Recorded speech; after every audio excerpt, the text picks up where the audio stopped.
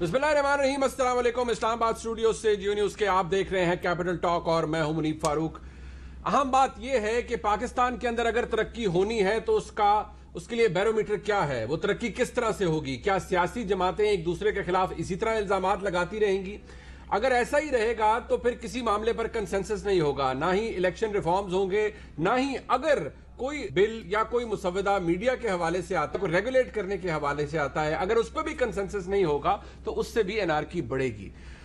ये एक बहुत बड़ा अलार्मिंग साइन है कि जहां सियासतदान दस्तो गिरेबा है, एक दूसरे पर इल्जामात लगाते हैं, जाती पसंद नापसंद की बुनियाद पर फैसले किए जाते हैं और महज इख्तलाफ राय को ऐसे गर्दाना जाता है जैसे कोई मुल्क दुश्मनी हो। वहां पाकिस्तान के सबसे मजबूत और मुनज़्ज़म इदारे के सरबराह ये कहते हैं कि हमें जाती इख्तलाफात को छोड़कर, पसंद नापसंद को छोड़कर मुल्क को आगे लेकर जाना है और नेशनल कंसेंसस क्रिएट करना है बहुत से इशूज़ के ऊपर।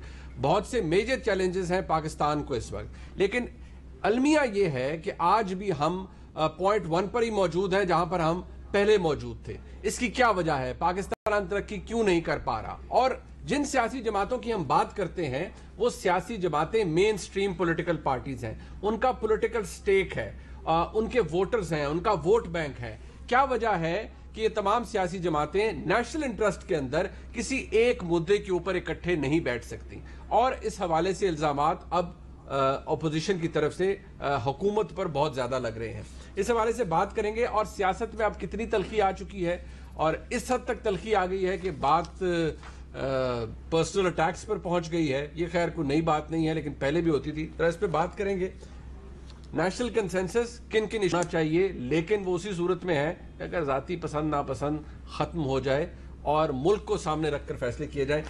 ये गुफ्तगू करने के लिए हमारे साथ इस्लामाबाद स्टूडियोज में मौजूद हैं मियाँ फारूक हबीब साहब, वज़ीर मुमलिकत हैं इत्तलात व नशरियात के। फारूक साहब बहुत शुक्रिया आपका।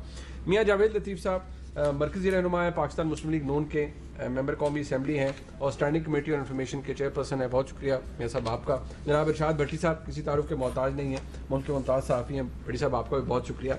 ये प्रोग्राम के इब्तिदा के अंदर जो मैंने बात ज़ाती पसंद या नापसंद की है, ठीक है, सियासी जमातों की हद तक तो बात ठीक है, लेकिन मैं आपकी तवज्जो उस स्टेटमेंट पर दिलवाना चाहूँगा जो कि पाकिस्तान के वफाकी वजारत इत्तलात व नशरियात का कलमदान जिनके पास है जनाब फवाद चौधरी साहब, उनसे एक सवाल पूछा गया एक जर्नलिस्ट के तरफ से। वो मौजूद थे, एक जो प्रेस ब्रीफिंग होती है कैबिनेट की इजलास के बाद वो दे रहे थे, रूटीन की बात है।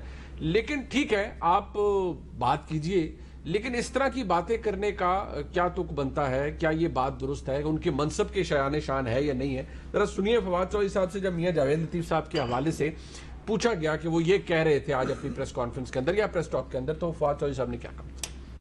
जावेद लतीफ साहब एक सियासी जोकर हैं और सिर्फ अटेंशन सीकर हैं। उनका ख्याल है कि किसी तरीके से फौज उन्हें लिफ्ट करा ले। जो पार्टी की बदकिस्मती ये हो कि सवाए उसके कि वो GHQ के गेट के बाहर बैठे रहें और उसके बाद जो है उनकी अपनी कोई सियासी हैसियत ना हो, वो हर वही काम करेंगे जिसमें उनको लगे कि किसी तरीके से हमें कोई इदारा जो है वो उठा ले और हमें हमारे मुंह में वो फीडर जो हमारे लीडरशिप के मुंह में रहा सालों, वही फीडर दोबारा हमारे मुंह में डाल दे और हमें इक़्तिदार दे दे। इसके अलावा उनकी क्या पॉलिटिक्स। और ये जो उन्होंने गुफ्तगू की है ये भी बड़ी सतही गुफ्तगू है और बदकिस्मती है कि ऐसे लोग भी MNA